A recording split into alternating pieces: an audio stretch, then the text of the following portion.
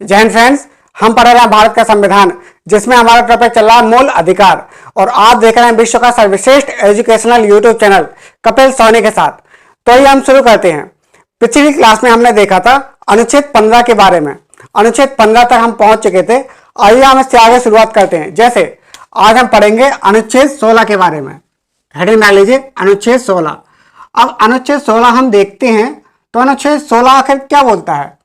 अनुच्छेद 16 बोलता है कि लोक नियोजन के क्षेत्र में, यहां पर लोक नियोजन के विषय में, यानी जो रोजगार है, रोजगार के विषय में अवसर की समता रहेगी। मतलब यहां पर क्या बोलता है, यहां बोलता है कि लोक नियोजन के क्षेत्र में, लोक नियोजन के क्षेत्र में, नियोजन के क्षेत्र में अवसर की समता रहेगी। मतलब क्या है, यहां पर बोला गया है कि अवसर की समता रहेगी, किसी प्रकार का भेदभाव नहीं किया जाएगा। मतलब जो रोजगार है, रोजगार में नागरिकों के साथ किसी भी तरह का कोई भेदभाव नहीं किया जाएगा। और जो अनुच्छेद 16 है, अनुच्छेद 16 ये केवल और केवल, अनुच्छेद 16 केवल और केवल नागरिकों को प्राप्त है। किसको? केवल और केवल, केवल नागरिकों को प्राप्त है।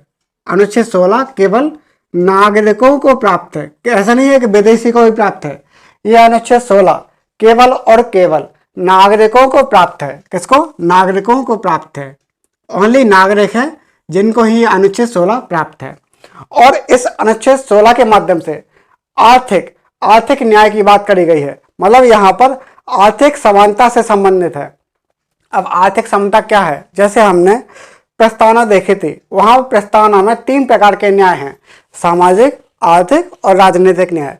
तो जो सामाजिक न्याय है उसके बारे में हम अनुच्छेद 15 में चर्चा कर चुके हैं। अब यहाँ पर जैसे सामाजिक, आर्थिक, राजनीतिक न्याय, तो प्रस्तावना में जो आर्थिक न्याय है, आर्थिक न्याय की चर्चा हम किस में कर रहे हैं? अनुच्छेद 16 के बारे में। कि अनुच्छेद 16 में आर्थिक समानता के बारे में चर्चा की गई है। और इसका उद्देश्य क्या है? इसका उद्देश्य है कि सार्वजनिक क्षेत्र में, सार्वजनिक क्षेत्र के रोजगार में अवसर की समानता रहेगी। यहाँ पर क्या है? सार्वजनिक क्षेत्र में रोजगार में अवसर की समानता सुनिश्चित करना और आर्थिक न्याय सुनिश्चित करना। मतलब इसका उद्देश्य क्या है? सामाजिक क्षेत्र में, यहाँ पर क्या है? सार्वजनिक क्षेत्र में अवसर की समानता सुनिश्चित करना, अवसर की समानता, अवसर की समानता सुनिश्चित करना। यहाँ पर सामाजिक क्षेत्र में अवसर की समानता सुनिश्चित करना और इसके साथ ही आर्थिक न्याय सुनिश्चित करना। और क्या? आर्थिक न्याय सुनिश्चित करना, आर्थिक न्याय सुनिश्चित करना, ये इसका मेन उद्देश्य है, आर्थिक न्याय सुनिश्चित करना। तो ये क्या है? ये अनुच्छेद 16 का मेन उद्देश्य है। इसका उद्देश्य क्या है? सामाजिक क्षेत्र में, सार्वजनिक क्षेत्र में ये आर्थिक न्याय और इसके साथ ही अवसर की समानता सुनिश्चित करना, इसका क्या है? उद्देश्य है। ये इसका उद्देश्य है, ये इसका उद्देश्य है। मतलब क्या है? अनुच्छेद 16 का उद्देश्य क्या है?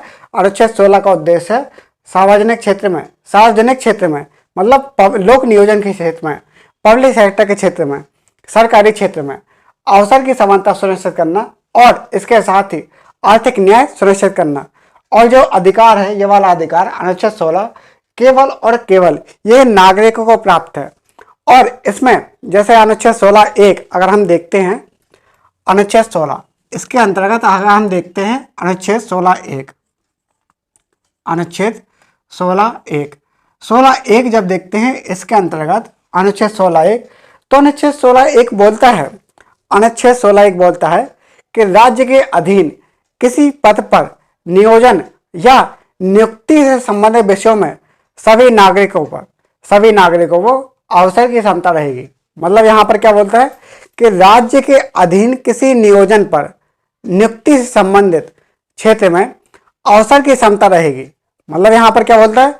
यहाँ पर बोलता है कि राज्य के अधीन, यहाँ पर क्या है? राज्य के अधीन सार्वजनिक नियोजन या नियुक्ति से संबंधित क्षेत्रों में, जो सार्वजनिक नियोजन होते हैं या नियुक्ति से संबंधित जो क्षेत्र होते हैं, उनके संबंध में सभी नागरिकों को अवसर की समता रहेगी। और इसके साथ ही अनुच्छेद अनुच्छेद 16(2) में बोला गया है, यहाँ पर पहले क्या है, अनुच्छेद 16(1) में बोला गया है कि राज्य के अधीन जो सार्वजनिक नियोजन के पद है उनमें नियुक्ति से संबंधित सभी नागरिकों को अवसर की क्षमता रहेगी। और इसके साथ ही अनुच्छेद 16(2) क्या है, अनुच्छेद 16(2) में बोला गया है, अनुच्छेद 16(2) में बोला गया है, इसके साथ ही अनुच्छेद 16(2) में क्या बोला गया है, इसमें बोला गया है कि राज्य के अधीन किसी नियोजन या नियुक्ति, राज्य के अधीन किसी नियोजन या नियुक्ति में या किसी पद के संबंध में केवल धर्म, मूलवंश, जाति, लिंग, जन्मस्थान, उपाधि, यहाँ पर जो उत्पत्ति है और निवास के आधार पर किसी भी तरह का भेदभाव नहीं किया जाएगा। मतलब जो अनुच्छेद 15 में जो आधार दिए गए थे उनमें ही कुछ 2 आधार और जोड़ दिए गए हैं। जैसे यहाँ पर क्या बोला गया है कि राज्य के अधीन, यहाँ पर क्या है, राज्य के अधीन, तो ये है राज्य के अधीन किसी नियोजन या नियुक्ति से संबंधित क्षेत्रों में, इनके विषय के क्षेत्रों में नागरिकों में किसी भी तरह का केवल धर्म, मूलवंश, जाति, लिंग, जन्म स्थान,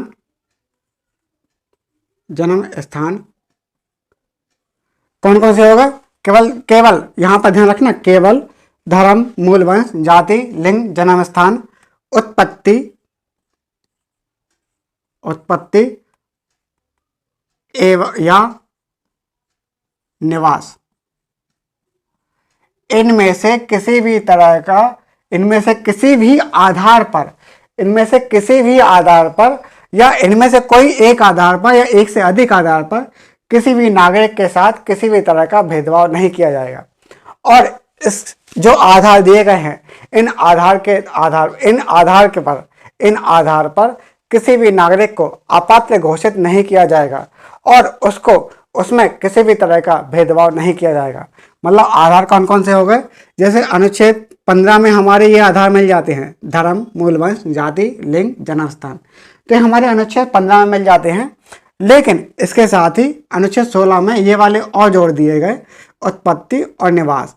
मतलब इनके आधार पर, केवल इनके आधार पर नागरिकों के साथ किसी भी तरह का भेदभाव नहीं किया जाएगा। मतलब हमारे अनुच्छेद 16 में इस प्रकार की बातें दी गई हैं। और अगर हम देखते हैं अनुच्छेद 16(1) में बोला गया है, अनुच्छेद 16(1) में क्या बोला था, इसमें बोला था कि यहाँ पर कोई नागरिक, यहाँ पर क्या होगा, अवसर की समानता रहेगी, अवसर की समता रहेगी। और अनुच्छेद 16(2) में बोला गया है कि केवल धर्म, मूलवंश, जाति, लिंग, जन्म स्थान, उत्पत्ति, निवास, कितने आधार है, 7 आधार हैं। इन 7 आधार पर किसी भी तरह का नागरिकों के साथ भेदभाव नहीं किया जाएगा। तो ये क्या है, अनुच्छेद 16(2).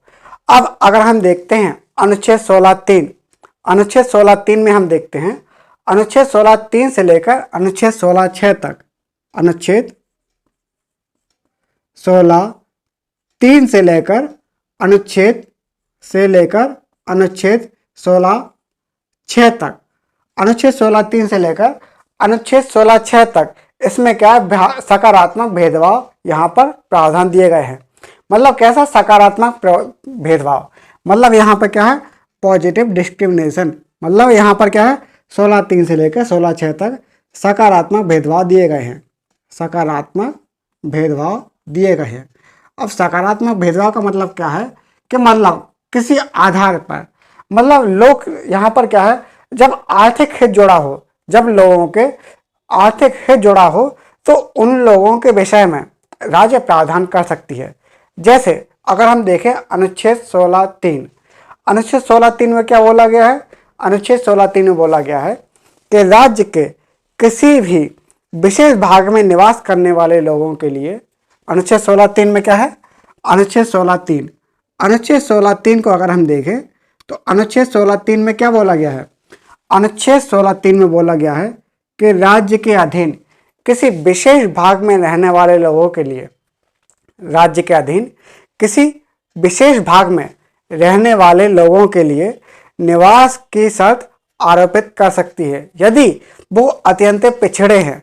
यदि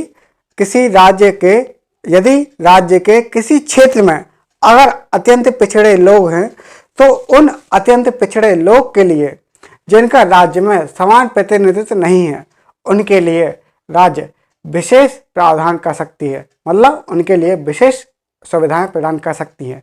जैसे आप देखते होंगे जो अनुसूचित जैसे आदिवासी इलाका हो गए, आदिवासी इलाके में बहुत से लोग ऐसे होते हैं जो क्या अत्यंत पिछड़े होते हैं, उन्हें पता ही नहीं है, तो उनके लिए राज्य क्या कर सकता है, वहाँ पर उनके लिए राज्य विशेष सुविधाएं यानी विशेष प्रावधान बना सकता है। तो ये क्या है, अनुच्छेद 16(3). अनुच्छेद 16(3) में क्या है कि किसी विशेष क्षेत्र में रहने वाले लोगों के लिए, राज्य के अधीन किसी विशेष क्षेत्र में रहने वाले लोगों के लिए अगर वहाँ पर कुछ पिछड़े लोग हैं तो उन पिछड़े लोगों के लिए, किसी विशेष क्षेत्र में रहने वाले लोग अगर पिछड़ गए हैं या फिर वहाँ पर जो लोग हैं जो एकदम उनका समान प्रतिनिधित्व नहीं है राज्य में, तो क्या हो सकता है, उनके लिए राज्य विशेष सुविधाएं यानी विशेष प्रावधान बना सकता है। अब इसके बाद अगर हम देखते हैं अनुच्छेद 16(4), अगर हम अनुच्छेद 16(4) देखते हैं तो अनुच्छेद 16(4) में क्या दिया गया है, जैसे हमने देखा अनुच्छेद 16(3). अब अगर हम अनुच्छेद 16(4) देखते हैं, 16(4), अगर हम अनुच्छेद 16(4) देखते हैं तो अनुच्छेद 16(4) में क्या दिया गया है, अनुच्छेद 16(4) में दिया गया है कि यदि राज्य की सेवाओं में, अनुच्छेद 16(4) में क्या दिया गया है, अनुच्छेद 16(4) में दिया गया है कि यदि राज्य की सेवाओं में कोई ऐसा पिछड़ा वर्ग है, अनुच्छेद 16(4) में क्या बोला गया है कि राज्य के अधीन मतलब ये मान लो पूरा राज्य है,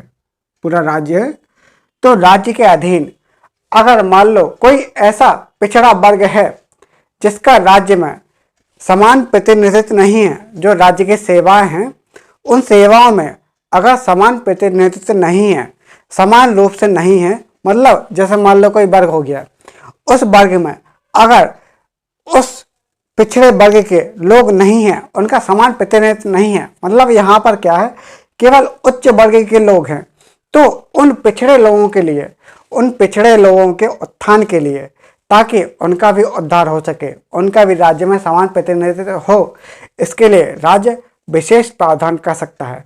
मतलब यहाँ पर क्या है, जैसे हमने देखा था किसी विशेष भाग के लिए, यहाँ पर क्या है किसी विशेष भाग में, और यहाँ पर क्या है पूरे राज्य में अगर मान लो कोई पिछड़े लोग हैं, पिछड़े वर्ग हैं, तो पिछड़े वर्गों के उत्थान के लिए, पिछड़े वर्गों के उत्थान के लिए जिनका राज्य में समान प्रतिनिधित्व नहीं है, समान रूप से प्रतिनिधित्व नहीं है, क्या प्रतिनिधित्व मतलब वहाँ पे उनके प्रतिनिधि नहीं है, उनके लिए राज्य विशेष सुविधा प्रदान कर सकता है।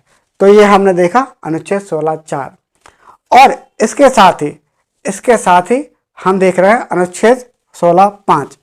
अब 16(5) क्या बोलता है, अनुच्छेद 16(5) ये बोलता है कि यदि, अनुच्छेद 16(5) क्या बोलता है, अनुच्छेद 16(5) ये बोलता है कि यदि किसी धार्मिक क्षेत्र में, धार्मिक संस्थान में अगर लोगों को नियुक्त करती है, अगर राज्य किसी धार्मिक संस्थान में, धार्मिक क्षेत्र में अगर लोगों को नियुक्त करती है, तो राज्य उस धर्म से संबंधित लोगों को ही यहाँ पर ले सकती है। मतलब यहाँ पर क्या बोला, यहाँ पर बोला कि यदि राज्य में कोई धार्मिक कार्य से संबंधित अगर कोई नियुक्ति हो रही है, अगर धार्मिक क्षेत्र से संबंधित कोई नियुक्ति हो रही है, तो वहाँ पर केवल उसी धर्म से संबंधित लोगों को नियुक्त कर सकती है।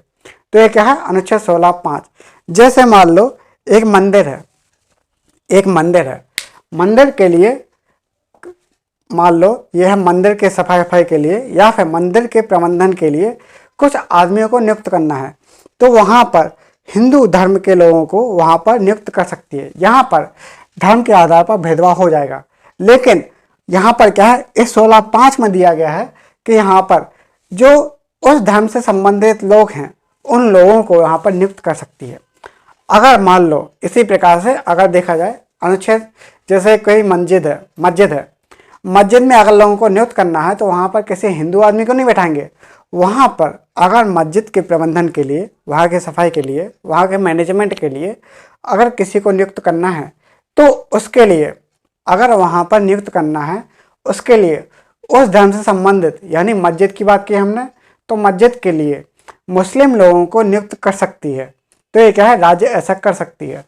अगर कोई चर्च है तो चर्च में अगर मान लो किसी आदमी को, किसी व्यक्ति को अगर नियुक्त करना है तो उसके लिए राज्य ईसाई धर्म के लोगों को नियुक्त कर सकती है। तो मतलब राज्य ऐसा कर सकती है, इसमें बोला गया है अनुच्छेद 16(5) में ऐसा बोला गया है। अब अगर हम देखते हैं अनुच्छेद 16(6) में, अब देखते हैं अनुच्छेद 16(6). अनुच्छेद 16(6) को अगर हम देखते हैं तो अनुच्छेद 16(6) में क्या बोला गया है?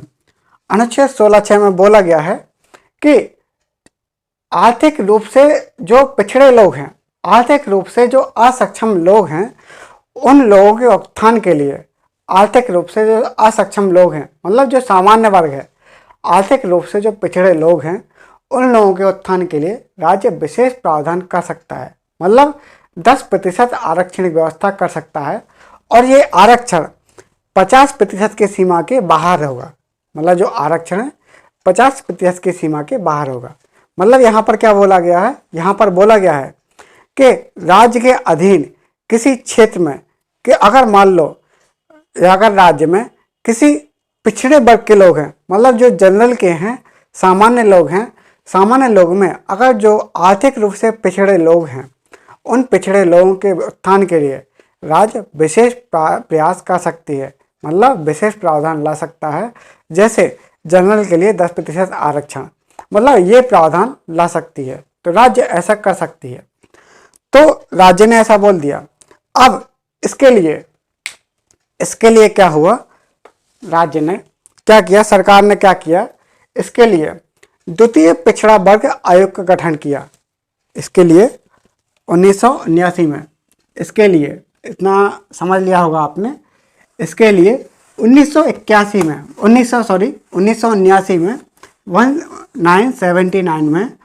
1979 में क्या किया सरकार ने? द्वितीय पिछड़ा वर्ग आयोग का गठन किया। द्वितीय पिछड़ा वर्ग आयोग का गठन किया। कब किया? ये किया था 1979 में। 1979 में द्वितीय पिछड़ा वर्ग आयोग का गठन किया। किसका? द्वितीय पिछड़ा वर्ग आयोग है, इसका गठन किया। किसकी अध्यक्षता में? तो यहाँ पर थोड़ा नोट कर लीजिए। जैसे ये क्या है, पीटी के लिए बहुत इंपॉर्टेंट है, हर एग्जाम के लिए इंपॉर्टेंट है कि 1979 में, मतलब 1979 में, 1979 में जो बीपी मंडल है, बीपी मंडल की अध्यक्षता में एक द्वितीय पिछड़ा वर्ग आयोग का गठन किया गया। किसकी? बीपी मंडल की अध्यक्षता में। बीपी मंडल की अध्यक्षता में, मंडल की अध्यक्षता में ये क्या है? अध्यक्ष। बीपी मंडल की अध्यक्षता में द्वितीय पिछड़ा वर्ग आयोग का गठन किया गया। द्वितीय पिछड़ा वर्ग आयोग, जो पिछड़ा वर्ग आयोग है, द्वितीय पिछड़ा वर्ग आयोग का गठन किया गया। वर्ग आयोग का गठन किया गया, मतलब बीपी मंडल की अध्यक्षता में द्वितीय पिछड़ा वर्ग आयोग का गठन किया गया। कब किया गया? 1979 में इसका गठन किया गया। और इसने जो बीपी मंडल की अध्यक्षता वाली द्वितीय पिछड़ा वर्ग आयोग ने, मतलब इसको हम क्या मंडल आयोग भी बोल देते हैं। इसको क्या बोलते हैं? इसको हम मंडल आयोग भी इसको बोल देते हैं। क्या? मंडल आयोग। इसको क्या हम मंडल आयोग भी इसको बोल देते हैं। तो मंडल आयोग ने जो आर्थिक रूप से पिछड़ी जो जाति थी, तो इसके लिए इसने 3743 जातियों की पहचान की। कितनी? 3745, मतलब 3743, 3743 पिछड़ी जातियों की पहचान की कि मतलब ये बताया कि ये जातियाँ पिछड़ी हैं और इनके लिए यहाँ पर कितनी? 3743 जातियों की पहचान की। और इसके लिए क्या बोला? इनके लिए क्या बोला कि अन्य पिछड़ा वर्ग के, मतलब ये बताया कि जो 3743 जो जातियां हैं ये क्या है, अन्य पिछड़ा वर्ग। क्या है, अन्य पिछड़ा वर्ग। इनको क्या नाम दिया, अन्य पिछड़ा वर्ग। और इसे कितनी बताई, जो बीपी मंडल है इसने 3743 अन्य पिछड़ा वर्ग जातियां बताई। कि मतलब ये जातियां क्या है, जो बहुत पिछड़ी हुई हैं और राज्य को इनके उत्थान के लिए विशेष प्रयास करना चाहिए। और इसने जो मंडल आयोग है, इस मंडल आयोग ने अन्य पिछड़ा वर्ग के लिए मतलब अदर बैकवर्ड क्लासेस ओबीसी के लिए, ओबीसी हेतु कितना 27% आरक्षण सुनिश्चित किया। कि मतलब जो अन्य पिछड़ा वर्ग है 3743 जातियां हैं, इनके लिए 27% आरक्षण व्यवस्था होनी चाहिए। मतलब इसने बताया, जो किसने, जो मंडल आयोग था, मंडल आयोग ने 27% आरक्षण बताया किसके लिए, अन्य पिछड़ा वर्ग के लिए। तो ये कब आया था, 1979 में। फिर इसके बाद जो पीवी नरसिम्हा राव की सरकार थी, पीवी नरसिम्हा राव की सरकार थी, इसने क्या किया, इस मंडल आयोग की सिफारिशों को मान लिया। और इसके साथ ही इसने क्या है, जो पीवी नरसिम्हा राव की सरकार थी, पीवी नरसिम्हा राव की सरकार थी, नरसिम्हा, पीवी नरसिम्हा राव की सरकार थी, नरसिम्हा, जो पीवी नरसिम्हा राव की सरकार थी, इसने क्या किया, जो पीवी नरसिम्हा राव की सरकार थी, पीवी नरसिम्हा राव की सरकार ने जो मंडल आयोग है इसकी सिफारिशों को मान लिया। कि नहीं, इनने बताया, इनने क्या है, इस सरकार ने जो मंडल आयोग है इसके लिए 27% आरक्षण को इनने मान्यता दे दी। मतलब बोला कि जो ओबीसी है, ओबीसी के लिए 27% आरक्षण हो। किसके लिए, ओबीसी के लिए, ओबीसी के लिए 27% आरक्षण। इसके साथ ही इसने बताया कि जनरल के लिए भी 10% आरक्षण की व्यवस्था हो। जो जनरल है, जनरल के लिए, जो जनरल है, जनरल कैटेगरी के लिए 10% आरक्षण की व्यवस्था हो। और जैसे मान लो एसटी एससी के लिए, एसटी एससी के लिए जो 22.5% आरक्षण है वो तो पहले से चल रहा था। जो एसटी एससी है, एसटी एससी के लिए 22.5% ये तो आरक्षण चल ही रहा था। एससी एसटी के लिए, जो एसटी एससी के लिए जो 22.5% आरक्षण है ये तो मान लो चल रहा था। इसके साथ ही उन्होंने ये किससे, मंडल आयोग की सिफारिशों को ये मान लिया कि 27% आरक्षण ओबीसी को देना चाहिए। और जनरल के लिए, जो जनरल कैटेगरी है उनके लिए 10% आरक्षण ये भी लागू कर दिया। फिर क्या हुआ, इसको चुनौती दी गई, इसको चुनौती दी गई और न्यायपालिका ने इसको खारिज कर दिया। न्यायपालिका ने जनरल के लिए 10% आरक्षण है उसको खारिज कर दिया। और इसके लिए एक केस हुआ था, इंदिरा साहनी बनाम भारत संघ केस 1992। एक केस हुआ था, कौन सा, इंदिरा साहनी केस बनाम भारत संघ 1992 का। जैसे 1992 का एक केस हुआ था, 1992 का एक केस हुआ था, इंदिरा साहनी बनाम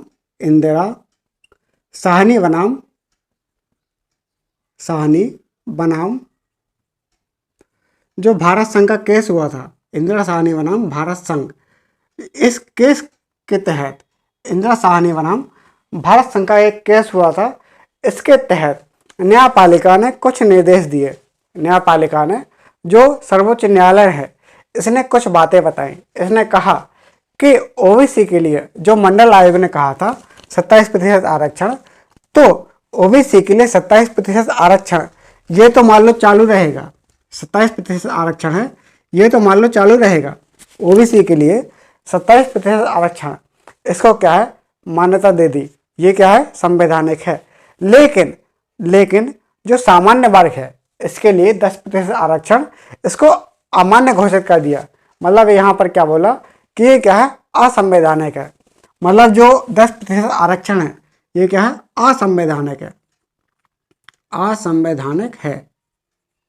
मतलब ये बोल दिया, सर्वोच्च न्यायालय ने बोला कि 27% आरक्षण ये तो चलो मान लो संवैधानिक है, लेकिन जनरल के लिए 10% आरक्षण ये क्या है, असंवैधानिक है। और इसको क्या कर दिया, और इसको जनरल के लिए 10% आरक्षण इसको खारिज कर दिया। तो न्यायपालिका ने ये निर्देश बताया और इसने बताया कि अत्यंत विशिष्ट परिस्थितियों को छोड़कर, अगर मान लो कुछ परिस्थितियां हैं जो एकदम अलग हैं, उन परिस्थितियों को छोड़कर टोटल आरक्षण 50% से ज़्यादा नहीं होना चाहिए। और इसने बताया, इंदिरा साहनी केस में बताया कि अत्यंत विशिष्ट परिस्थितियों को छोड़कर आरक्षण किसी भी प्रकार से 50% से ज़्यादा नहीं होना चाहिए। मतलब जो आरक्षण है 50% से ज़्यादा नहीं होना चाहिए। मतलब जो आरक्षण 50% से कम ही होना चाहिए। 50% से कम आरक्षण ही होना चाहिए। मतलब 50% से ज़्यादा किसी भी तरह से आरक्षण नहीं होना चाहिए। तो मतलब इसमें यह बता दिया गया। और साथ में इसमें बताया कि आरक्षण केवल नियुक्ति में होना चाहिए, पदोन्नति में नहीं होना चाहिए। मतलब उसका जो प्रमोशन होता है, प्रमोशन में नहीं होना चाहिए, केवल और केवल नियुक्ति में होना चाहिए। मतलब यहाँ पर क्या बताया कि 50% से आरक्षण होना से कम होना चाहिए और आरक्षण केवल नियुक्तियों में होना चाहिए। मतलब वहाँ जो भर्ती हो रही है तो आरक्षण केवल नियुक्ति में होना चाहिए, भर्ती में नहीं होना चाहिए। और जो आरक्षण पदोन्नति में हो रही है तो 5 साल के अंदर ये पदोन्नति संबंधी जो आरक्षण है उसकी व्यवस्था समाप्त करो। 5 साल के अंदर जो आरक्षण में, जो पदोन्नति में आरक्षण है, उनकी व्यवस्था समाप्त करो।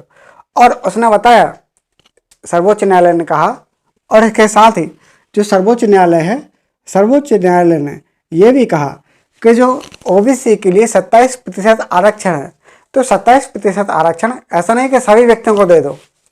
यहाँ पर क्या है, इसने कहा कि कुछ लोगों की पहचान करो जो क्या है, क्रीमी लेयर है। मतलब यहाँ से क्या है, क्रीमी लेयर की यहाँ पर चर्चा हो गई। इसने बताया, सुप्रीम कोर्ट ने यानी सर्वोच्च न्यायालय ने बताया कि क्रीमी लेयर की पहचान करो कि कुछ व्यक्ति जो ओबीसी के हैं और 27% में नहीं आना चाहिए, तो ऐसे लोगों की पहचान करो जो क्रीमी लेयर में आते हैं। मतलब जिनकी संपत्ति किसी निश्चित सीमा से ज़्यादा है, उन लोगों के लिए यहाँ पर आरक्षण की कोई व्यवस्था नहीं है। मतलब यहाँ पर क्या है, क्रीमी लेयर की व्यवस्था कर दी। यहाँ पर क्रीमी लेयर की पहचान करो, क्रीमी लेयर, मलाईदार परत कैसा नाम है। तो क्रीमी लेयर की पहचान के लिए इसने क्या बोला गया, राज्य को निर्देश दिया कि क्रीमी लेयर की पहचान करो। इसने राज्य को बोला कि भाई क्रीमी लेयर की पहचान करो और 27% आरक्षण सभी को नहीं देना चाहिए, बल्कि कुछ लोगों को छोड़कर देना चाहिए। जैसे कुछ जो विशिष्ट लोग हैं, जो क्या है, अमीर लोग हैं, जो संपन्न लोग हैं, जो प्रथम श्रेणी में जो सार्वजनिक पद हैं, संवैधानिक पद हैं, जैसे राष्ट्रपति, उपराष्ट्रपति, राज्यों के राज्यपाल, मुख्यमंत्री, और या फिर जो जैसे यूपीएससी के अध्यक्ष, उनके सदस्य। मतलब ऐसे लोगों के बच्चों के लिए क्रीमी लेयर की पहचान करो और बताओ कि ये क्या है, इन लोगों को क्रीमी लेयर यहाँ पर क्या है, ओबीसी के लिए 27% आरक्षण की सुविधा नहीं मिलेगी। ये क्या है, क्रीमी लेयर में आएंगे। तो यहाँ पर क्या बोला गया, यहाँ पर क्रीमी लेयर बता दिया गया। यहाँ पर क्या है, क्रीमी लेयर यहाँ पर सुविधा बता दी गई। इसके क्रीमी लेयर के बारे में हम पिछली क्लास में अनुच्छेद 15 में हम विस्तृत चर्चा कर चुके हैं। अब इसके लिए इसने ये बताया कि क्रीमी लेयर की पहचान करो, और इसने ये भी एक नियम दिया, कैरी फॉरवर्ड नियम। यहाँ पर क्या है, कैरी फॉरवर्ड नियम दिया और बताया। इसने क्या है, इंदिरा साहनी के सुप्रीम कोर्ट ने, इसी सुप्रीम कोर्ट ने एक कैरी फॉरवर्ड का नियम दिया। कौन सा, कैरी फॉरवर्ड का नियम, कैरी फॉरवर्ड का नियम, कैरी फॉरवर्ड का नियम दिया। अब कैरी फॉरवर्ड का नियम क्या होता है, कैरी फॉरवर्ड का नियम यह होता है कि बचे हुए पदों पर जो मतलब जो आरक्षित पद हैं, जैसे मान लो कुछ आरक्षित पद हैं, जैसे मान लो अगर कुछ आरक्षित पद हैं, तो उन आरक्षित पदों पर अगर मान लो भर्ती नहीं हो पाई, जैसे मान लो 2020 में, जैसे समझा रहे हैं अभी, जैसे अगर मान लो 2020 में आरक्षित पद निकले, 2020 में अगर मान लो कुछ आरक्षित पद निकले, कुछ पद निकले, मतलब अगर 2020 में अगर मान लो 80 भर्तियाँ निकाली गई, जिसमें से 40 क्या है, आरक्षित थी। 40 आरक्षित मतलब रिजर्व थी, 40 आरक्षित थी। तो 40 में से अगर 20 भर्तियां ही अगर भर पाई, 20 भर्तियां ही भर पाई और 20 क्या हो, रिक्त हो पाई, 20 रिक्त हो गई। तो 20 रिक्तियों को अगले वर्ष यानी 2021 में इनको क्या शामिल कर दिया जाए। मतलब अगर मान लो 2021 में 100 वैकेंसी निकालना है सरकार को, तो ये 20 रिक्तियां उनमें जोड़ दिया जाए तो कितनी हो जाएंगी, 120। कितनी हो जाएंगी, 120। फिर 120 में इसमें क्या भर्ती की जाए। फिर इसके बाद फिर इसका 50% कितना, 60 आरक्षित हो जाने चाहिए। मतलब किसी भी तरह से 50% की सीमा बाहर नहीं होना चाहिए, 50% की सीमा से ज़्यादा नहीं होना चाहिए। मतलब ये क्या दिया, कैरी फॉरवर्ड का नियम दिया। किसमें, कैरी फॉरवर्ड का नियम दिया। और इस नियम के अंतर्गत बताया क्या है, कैरी फॉरवर्ड का नियम, कैरी फॉरवर्ड का नियम, कैरी फॉरवर्ड का नियम दिया। इसमें बताएगा जैसे मान लो बचे हुए पदों पर अगर रिक्ति है तो उनको अगले वर्ष जोड़ दिया जाए।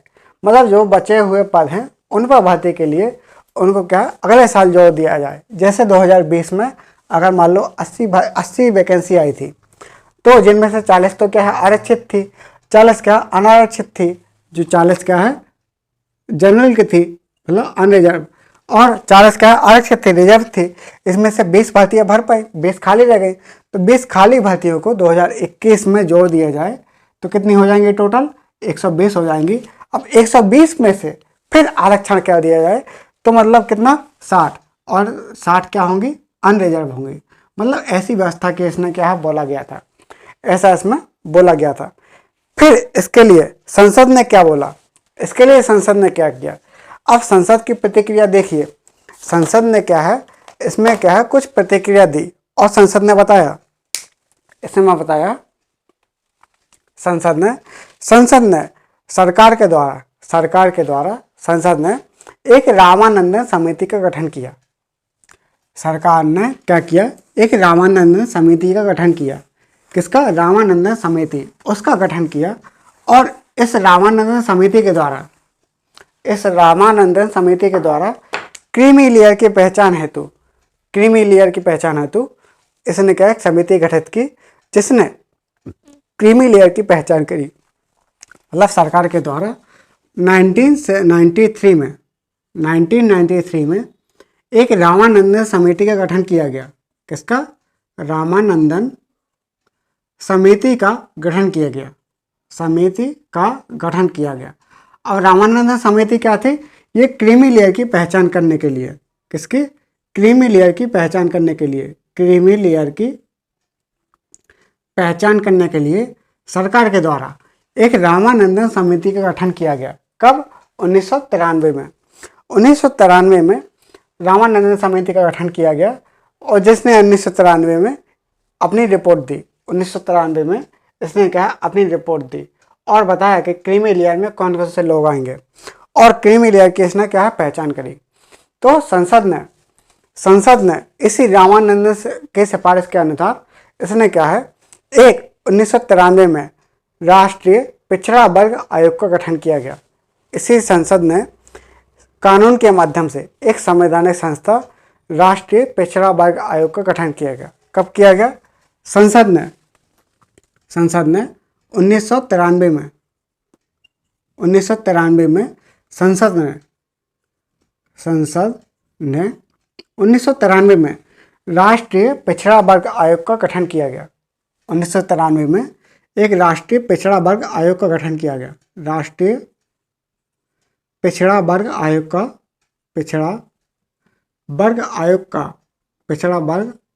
का इसने गठन किया गया और पिछड़ा वर्ग आयोग का गठन किया गया।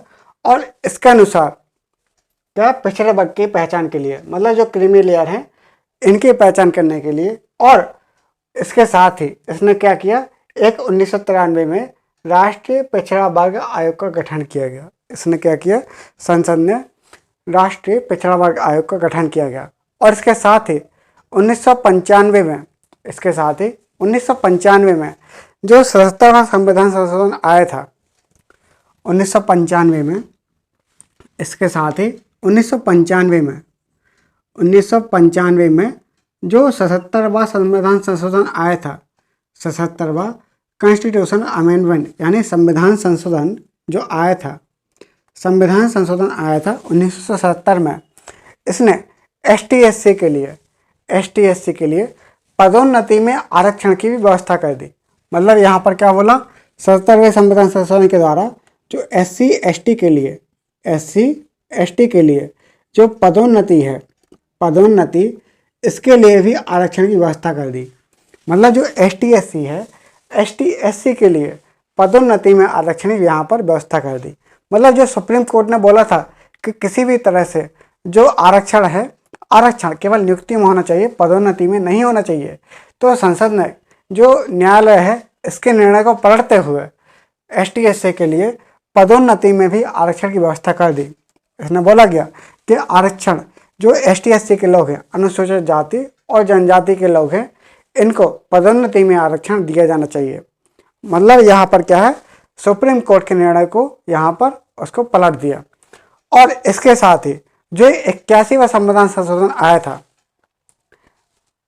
81वां संविधान संशोधन जो आया था, उसमें जो कैरी फॉरवर्ड का नियम है, जो हमने बताया था कैरी फॉरवर्ड का नियम, तो कैरी फॉरवर्ड के नियम को 81वें संविधान संशोधन के द्वारा इसको क्या है, इसको भी यहाँ पर इसको 50% की सीमा जो थी, इसको भी यहाँ पर समाप्त कर दिया गया। जो कैरी फॉरवर्ड के नियम के अनुसार जो 50% की सीमा थी, 50% की जो सीमा थी, इस सीमा को भी क्या समाप्त कर दिया गया, समाप्त। जो कैरी फॉरवर्ड नियम के अनुसार जो 50% की सीमा थी आरक्षण के लिए, उस सीमा को भी इसमें क्या समाप्त कर दिया गया। और इसके साथ ही कब यह हुआ था, ये जो हुआ था ये कब हुआ था, अगर इसको देखा जाए तो यहाँ पर होता है 81वें संविधान संशोधन 2000 के द्वारा। 81वां संविधान संशोधन 81 व कॉन्स्टिट्यूशन अमेंडमेंट यानी संविधान संशोधन 2000 के द्वारा इसको क्या अमान्य घोषित कर दिया गया। मतलब यहाँ पर क्या है, इसको समाप्त कर दिया गया। इसके साथ जो 2001 में जो 85वां संविधान संशोधन है, फिर इसके बाद 2001 में जो 85वां संविधान संशोधन है, 85वां संविधान संशोधन, जो 2001 में जो 85वां संविधान संशोधन है, 85वां संविधान संशोधन के द्वारा इसके अनुसार एक अनुवर्ती वरिष्ठता, मतलब यहाँ पर क्या है, अनुवर्ती वरिष्ठता के सिद्धांत को लागू किया गया। मतलब यहाँ पर क्या है, जो कंसाइनमेंट, जो यहाँ पर क्या है, कंसिमेंटल सीनियोरिटी, मतलब क्या है, अनुवर्ती वरिष्ठता के सिद्धांत को यहाँ पर लागू किया गया।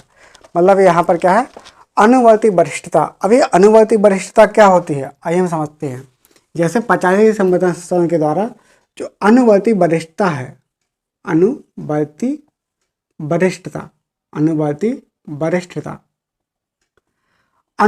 वरिष्ठता के सिद्धांत को यहाँ पर लागू किया गया। कब? 2001 में 85वें संविधान संशोधन के द्वारा एक व्यवस्था ला दी गई, अनुवर्ती वरिष्ठता। अब हम चर्चा करते हैं कि आखिर ये अनुवर्ती वरिष्ठता क्या है। आइए हम देखते हैं। जैसे थोड़ी अगर जगह कर ली जाए तो अनुवर्ती वरिष्ठता को हम देखेंगे। जैसे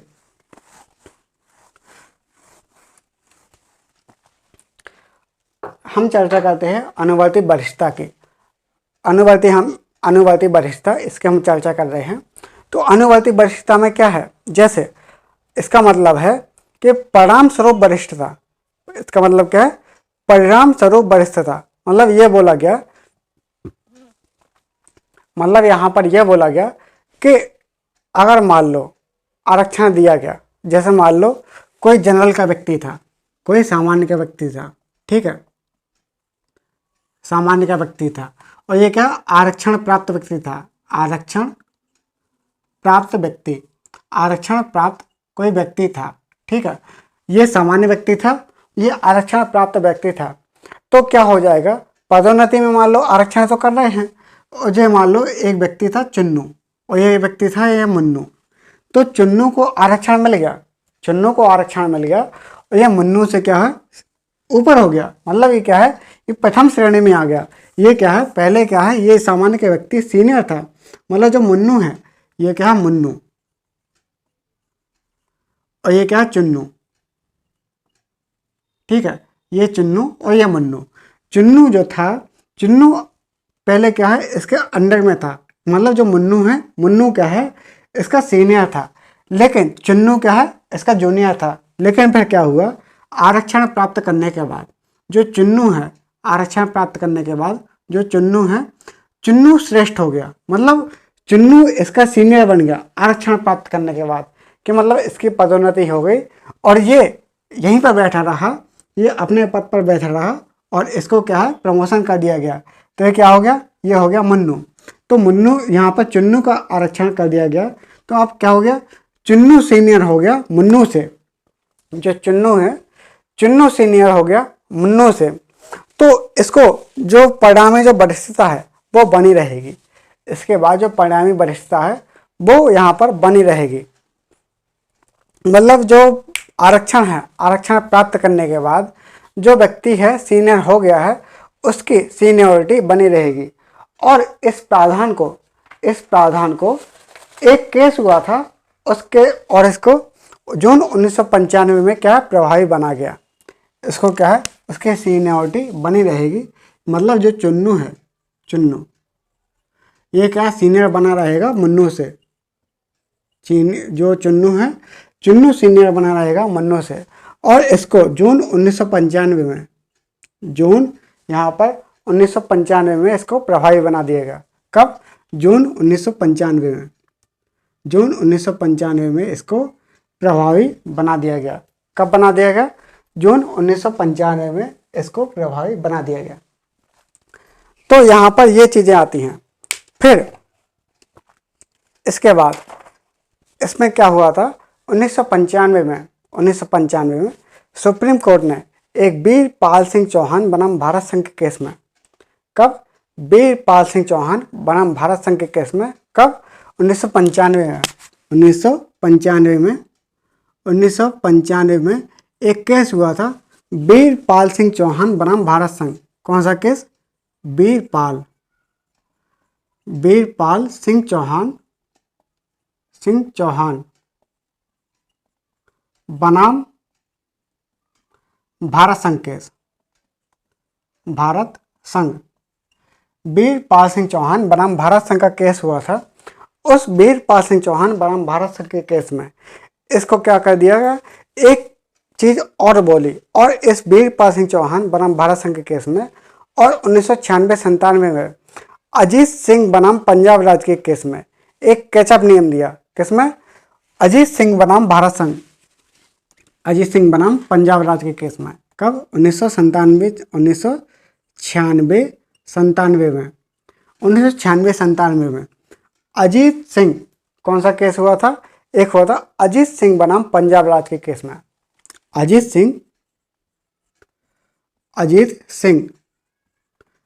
सिंह बनाम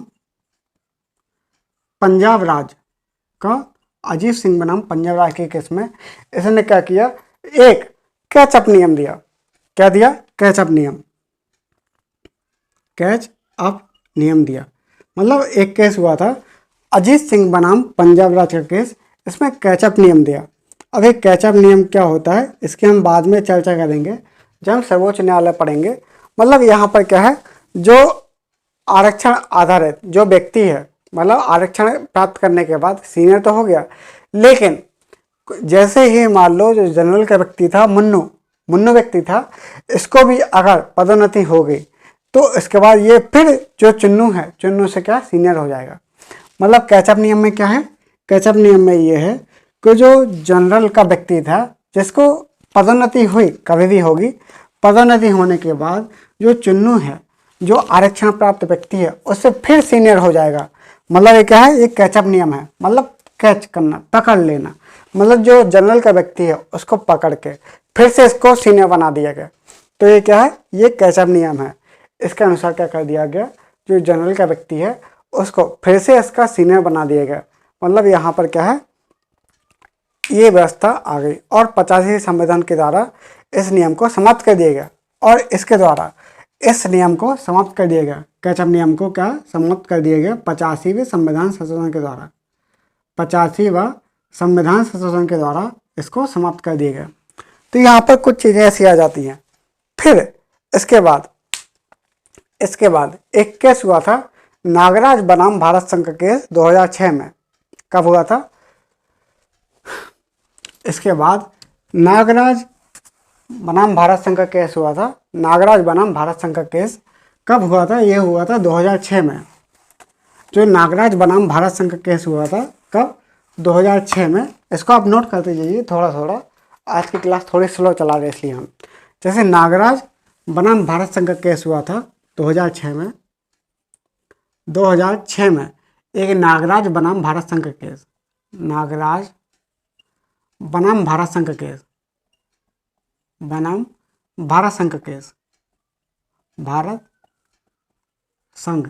इस केस में नागराज बनाम भारत संघ के केस में, इस नागराज बनाम भारत संघ के केस में जो 77वां संविधान संशोधन है, 81वां है और 85वां संविधान संशोधन है, जो अभी हमने बताया आपको। 77वां संविधान संशोधन नागराज बनाम भारत संघ के केस में जो 77वां संविधान संशोधन, 81वां संविधान संशोधन और 85वां संविधान संशोधन, इसको चुनौती दी गई। नागराज बनाम भारत संघ के केस में जो 77वां संविधान संशोधन, 81वां संविधान संशोधन और 85वां संविधान संशोधन, इसके द्वारा इसको चुनौती दी गई। यानी संविधान संशोधन द्वारा इसको क्या चुनौती दी गई। इस संविधान संशोधन के द्वारा इसको क्या चुनौती दी गई। और इसने बताया, सुप्रीम कोर्ट ने बताया, सुप्रीम कोर्ट ने क्या किया? सुप्रीम कोर्ट ने कहा कि जो अनुवर्ती वरिष्ठता है, अनुवर्ती वरिष्ठता और कैचअप नियम, अनुवर्ती वरिष्ठता और कैचअप नियम, ये क्या है संवैधानिक, इनकी आवश्यकता नहीं है। मतलब क्या है? अनुवर्ती वरिष्ठता और कैचअप नियम, इसकी क्या है संवैधानिक वरिष्ठता, यहाँ पर संवैधानिक आवश्यकता नहीं है। और इसमें बताया जो अनुवर्ती वरिष्ठता है, अनुवर्ती वरिष्ठता अनुच्छेद 14, 15, 16 इसका उल्लंघन नहीं करता। इसने बताया कि जो अनुवर्ती वरिष्ठता है, अनुच्छेद 14, 15 और 16, जो अनुवर्ती वरिष्ठता है, अनुवर्ती वरिष्ठता, ये क्या है? अनुच्छेद 14, 15 और 16 का उल्लंघन नहीं करता। मतलब सुप्रीम कोर्ट ने ये बताया। और इसने बताया कि अनुसूचित जाति और जनजाति में पदोन्नति के लिए, आरक्षण के लिए राज्य की ऐसा कोई आवश्यकता नहीं है। मतलब इसने बताया कि अनुसूचित जाति और जनजाति यानी ST SC के लिए पदोन्नति में आरक्षण, राज्य के लिए आरक्षण की आवश्यकता नहीं है। और इसने बताया कि पदोन्नति में आरक्षण दिए जाने के समय ये पदोन्नति में आरक्षण है, ये अनिवार्य नहीं है। अगर मान लो पदोन्नति में आरक्षण दिया जा रहा है तो ये सुनिश्चित करना पड़ेगा, ये बताना पड़ेगा कि आरक्षण क्यों दिया गया है। मतलब तथ्य प्रस्तुत करना पड़ेगा कि पदोन्नति में आरक्षण क्यों दिया जा रहा है। और इसके लिए न्यायपालिका ने 3 आधार बताए। जैसे भविष्य का पिछड़ापन, न्यायपालिका ने क्या है इसके लिए 3 आधार बताए। 3 आधार कौन कौन से बताए? इसने बताया कि भविष्य का पिछड़ापन को देखते हुए सुप्रीम कोर्ट ने क्या 3 आधार बताए। कौन कौन सा? भविष्य का पिछड़ापन, पहला क्या है? भविष्य का पिछड़ापन, भविष्य का पिछड़ापन, पिछड़ापन, भविष्य का पिछड़ापन। दूसरा, भविष्य का पिछड़ापन के बाद यहाँ पर क्या है? एक अपर्याप्त प्रतिनिधित्व है, उसको देखते हुए। किसका? मतलब अगर मान लो किसी सेवा में अगर उच्च पद पर अगर मान लो अपर्याप्त प्रतिनिधित्व है, मतलब अपर्याप्त प्रतिनिधित्व है, जो प्रतिनिधित्व है, मतलब भविष्य का पिछड़ापन हो या अपर्याप्त प्रतिनिधित्व हो। और इसके साथ ही मतलब जो दक्षता है, दक्षता प्रभावित नहीं होना चाहिए, जो प्रशासनिक दक्षता है वो प्रभावित नहीं होना चाहिए। भविष्य का पिछड़ापन दूर होना चाहिए, अपर्याप्त प्रतिनिधित्व को दूर करने का प्रयास होना चाहिए। और इसके साथ ही जो दक्षता है, जो प्रशासनिक दक्षता है, प्रशासनिक दक्षता है, प्रशासनिक दक्षता वो प्रभावित नहीं होना चाहिए। इसने बताया कि जो प्रशासनिक दक्षता है वो प्रभावित नहीं होना चाहिए, मतलब इसने ये बता दिएगा। अब इसके बाद क्या हुआ, एक केस हुआ था बी के पवित्रा बनाम भारत संघ का केस। कब हुआ था? 2019 में। 2019 में एक बी के पवित्रा बनाम भारत संघ का केस हुआ था। किसका? बी के पवित्रता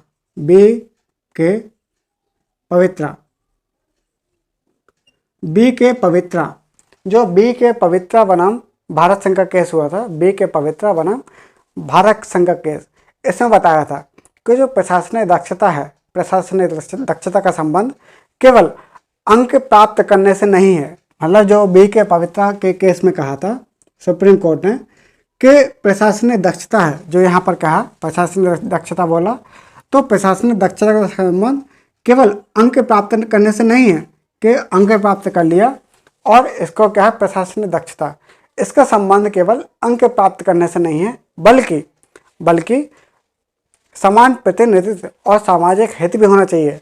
मतलब समान प्रतिनिधित्व और सामाजिक हित ये भी होना चाहिए। क्या? सामाजिक हित और समान प्रतिनिधित्व, ये भी इसको ध्यान रखना पड़ेगा। तो यहाँ पर ये चीज़ें हो गई। फिर 2020 में न्यायपालिका ने आरक्षण के संबंध में कुछ और भी बातें कही। 2020 में न्यायपालिका ने आरक्षण के संबंध में कुछ और बातें भी कही। जैसे 2020 में, इसको आप देख लीजिए या स्क्रीनशॉट ले लीजिए। अब 2020 में न्यायपालिका ने आरक्षण के संबंध में कुछ और बातें भी कही। तो 2020 में न्यायपालिका ने आरक्षण के संबंध में कुछ और विचार दिए और कहा 2020 में न्यायपालिका ने आरक्षण के संबंध में विचार दिए और कहा कि आरक्षण कोई अधिकार नहीं है, बल्कि आरक्षण 2020 में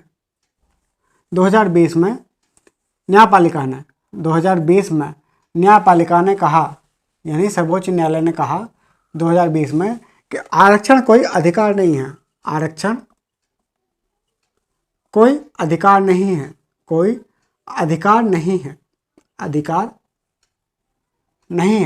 मतलब यहाँ पर क्या है, न्यायपालिका ने ये कहा कि आरक्षण कोई अधिकार नहीं है, बल्कि यह राज्य को योग्यता प्रदान करता है। यह क्या है? राज्य को शक्ति प्रदान करता है कि वह पिछड़े वर्ग के लोगों के लिए आवश्यकता अनुसार विशेष प्रावधान बनाए। मतलब यहाँ पर बोला गया, सुप्रीम कोर्ट के द्वारा ये बोला गया कि आरक्षण कोई अधिकार नहीं है, बल्कि ये राज्य को यानी सरकार को ये शक्ति देता है कि पिछड़े वर्ग के उत्थान के लिए आवश्यकता अनुसार विशेष कदम उठाए। और 2021 में सर्वोच्च न्यायालय है यानी सुप्रीम कोर्ट ने ये निर्णय दिया कि आरक्षण 50% से ज़्यादा नहीं हो सकता। इसने ये बताया कि आरक्षण 2021 में सुप्रीम कोर्ट ने बताया कि आरक्षण 50% से ज़्यादा नहीं होना चाहिए। मतलब 50% से कम ही होना चाहिए, 50% से ज़्यादा नहीं होना चाहिए, मतलब ये बता दिया। तो यहाँ पर क्या है, आरक्षण के बारे में ये बातें हैं।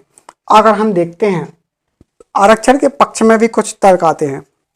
मतलब आरक्षण क्यों होना चाहिए, जैसे अगर आप चर्चा करेंगे कि आरक्षण क्यों होना चाहिए, इंटरव्यू में ही पूछ लेंगे कि आरक्षण क्यों होना चाहिए, तो आरक्षण इसके समर्थन में कुछ मत दिए गए हैं। जैसे आरक्षण के समर्थन में अगर हम मत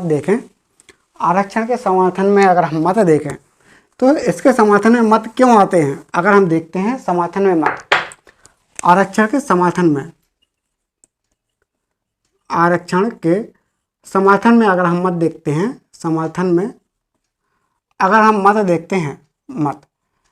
आरक्षण के समर्थन में अगर हम मत देखते हैं, तो इसका समर्थन क्यों है, समर्थन अगर आप कर रहे हैं तो किस आधार पर कर रहे हैं।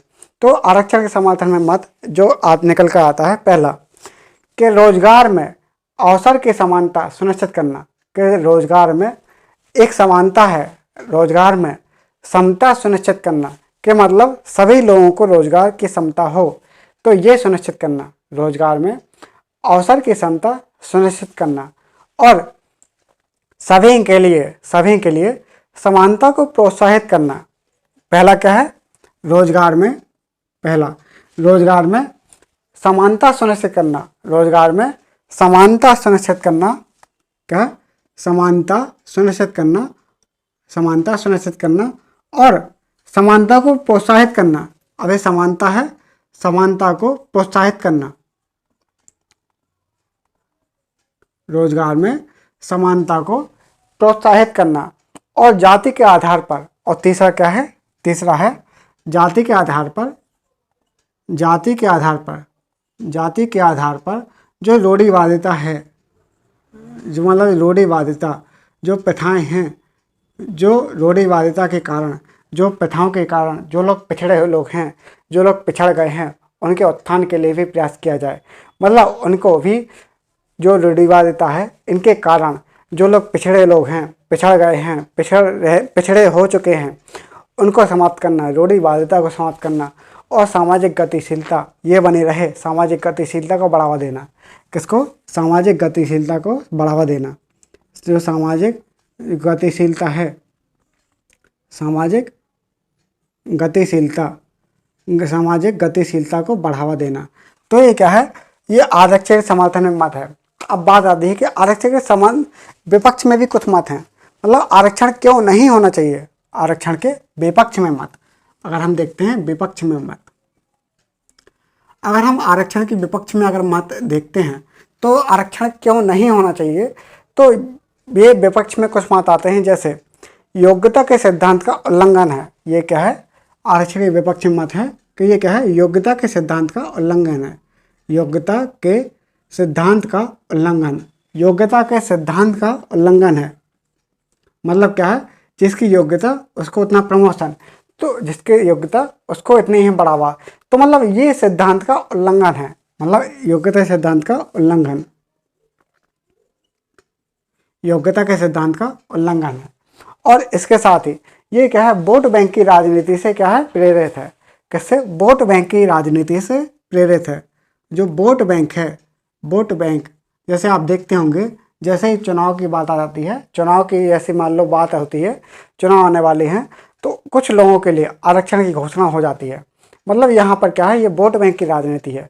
और इसके साथ ही जो अधिक मेहनत करने वाले उम्मीदवार हैं उनको हतोत्साहित करना, मतलब उनको निराश करना। जो अधिक मेहनत करने वाले लोग हैं इनको हतोत्साहित करना, उनको निराश करना। और इसके साथ ही जो संविधान की मूल भावना है इसके विरुद्ध है। मतलब संविधान की मूल भावना क्या है? संविधान की मूल भावना है कि सरकारी नौकरियों में योग्यता को अनदेखा करना, योग्यता को अनदेखा करना संविधान का उल्लंघन है।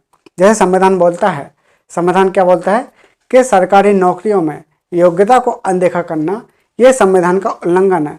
तो इस प्रकार से क्या है? संविधान का उल्लंघन हो जाता है। यहाँ पर एक बात ध्यान रखनी है कि अनुच्छेद 16 है, अनुच्छेद 16 में आरक्षण की किसी प्रकार से व्याख्या नहीं की गई है। मतलब यहाँ पर क्या है? अनुच्छेद 16 में आरक्षण की चर्चा ही नहीं की गई है। मतलब आरक्षण कोई अधिकार नहीं है, बल्कि यह राज्य तय करेगा कि किसे कितना आरक्षण मिलना चाहिए। मतलब यहाँ पर क्या है? अनुच्छेद 16 में आरक्षण की कोई चर्चा नहीं की गई है। यहाँ पर आरक्षण के विषय में कुछ लिखा ही नहीं गया है, बल्कि ये क्या है?